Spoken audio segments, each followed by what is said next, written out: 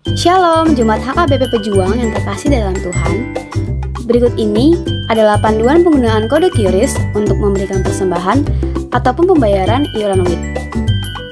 Langkah pertama, silakan buka salah satu aplikasi pembayaran seperti GoPay, OVO, Link Aja, Zenius, Dana, Sakuku, ShopeePay, ataupun mobile banking yang kita miliki. Misalnya, pada aplikasi Gojek menggunakan fitur GoPay. Setelah aplikasi pembayaran tersebut dibuka, cari dan tekan tombol bayar pada aplikasi. Kemudian, arahkan kamera handphone kita ke kode QRIS yang disediakan. Atau bisa juga loh dengan memasukkan gambar kode QRIS yang kita miliki di galeri handphone kita. Setelah itu, masukkan nominal persembahan atau pembayaran yang diinginkan. Lalu, tekan tombol konfirmasi. Setelah pembayaran berhasil, kita akan mendapatkan informasi bahwa persembahan ataupun pembayaran telah berhasil diberikan.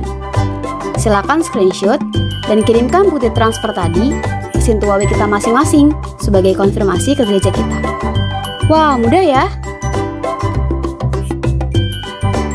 Demikian panduan memberikan persembahan ataupun pembayaran iuran menggunakan kode QRIS. Selamat memberi dengan kasih. Tuhan Yesus memberkati.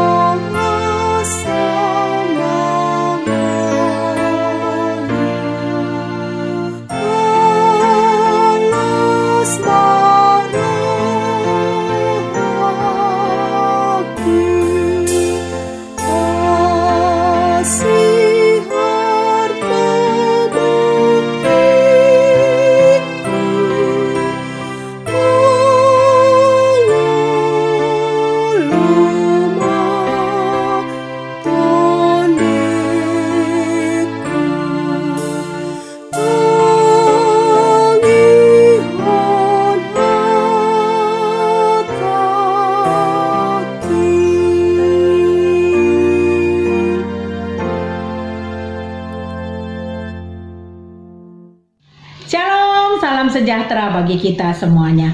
Saudaraku, mereka yang menggunakan waktu paling buruk adalah yang pertama sekali mengeluh tentang betapa singkatnya waktu.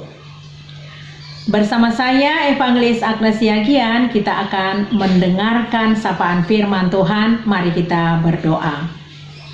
Bapa Surgawi, kami bersyukur dan berterima kasih untuk nafas kehidupan yang kami terima pada hari ini. Kami rindu mendengarkan suara Tuhan.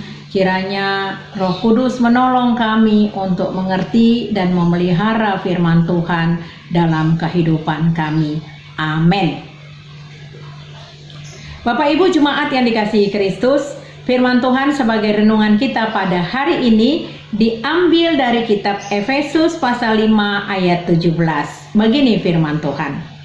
Sebab itu janganlah kamu bodoh, tetapi usahakanlah supaya kamu mengerti kehendak Tuhan. Demikian firman Tuhan.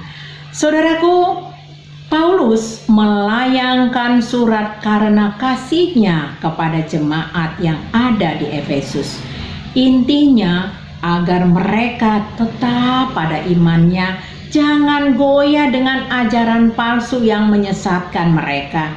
Sehingga Paulus harus kembali merimain hidup mereka agar fokus menjadi orang yang arif dan bijaksana, jangan menjadi orang bodoh ataupun orang yang bebal, dan harus mengerti kehendak Tuhan. Orang bebal ialah orang yang mengerti sebenarnya, tetapi tidak mau melakukan. Dia mau melakukan kehendaknya sendiri. Orang bodoh yang dimaksud di sini adalah hidup dalam kegelapan atau belenggu dosa. Menjadi bodoh karena kita tidak mengerti dan tidak mengetahui apa yang kita lakukan, sebab kita sudah dibawa kegelapan, hidup kita disetir, hidup kita sudah dikuasai, dan pikiran kita sudah dilingkupi oleh kuasa-kuasa kegelapan. Saudaraku, ada kisah seorang pemuda yang ingin mencari identitas. Dia tidak lagi mau mendengarkan perintah ataupun nasihat dari orang tuanya. Dia mau melakukan kehendaknya sendiri. Dia melakukan hubungan-hubungan yang bebas, melakukan hubungan terlarang, sampai dia terlibat dalam narkoba.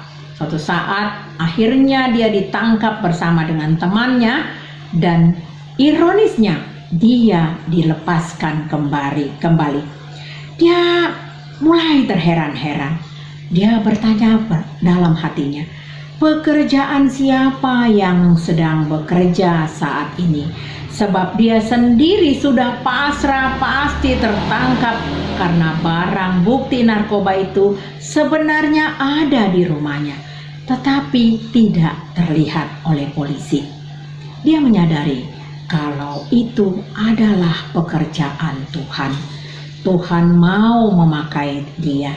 Tuhan datang menjamahnya, dan Tuhan ingin dia kembali ke jalan yang benar.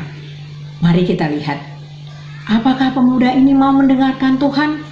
Dia mau mendengarkan suara Tuhan. Dia mau melihat, mendengar, dan mau kembali kepada Tuhan.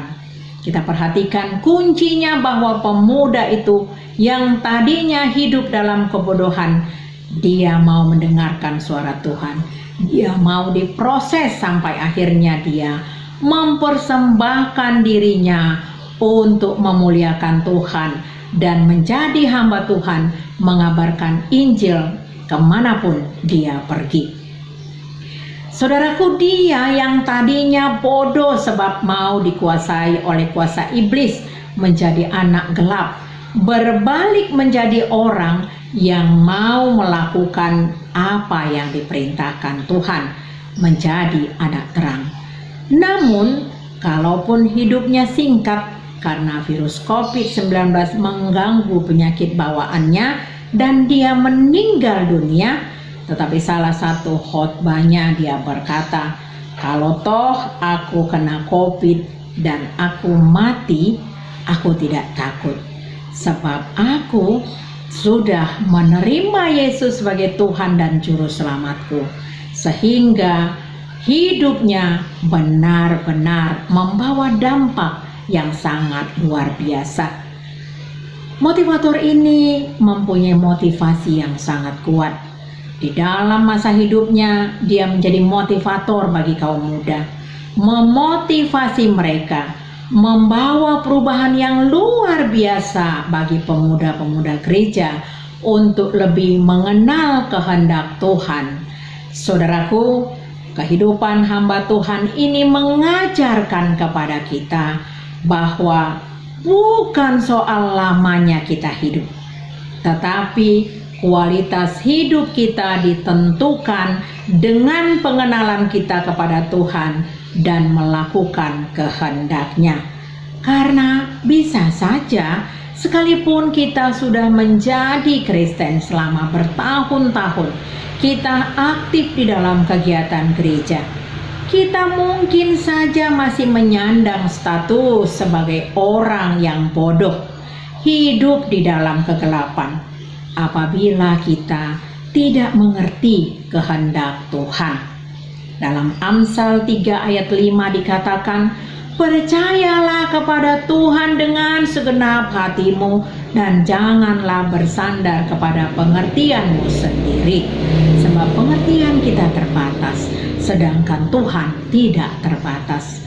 Saudaraku, dalam setiap pencarian kebahagiaan yang sifatnya tidak kekal, tentu hasilnya akan bernilai 0. Tetapi ketika kita mengakui Tuhan dalam segala kehidupan kita, maka ini akan bernilai kekal. Memang kita mengerti untuk mencapai nilai kekal tidak gampang. Akan banyak rintangan, akan banyak pergumulan yang kita hadapi. Namun inilah proses untuk mencapai kematangan, menjadi anak-anak terang.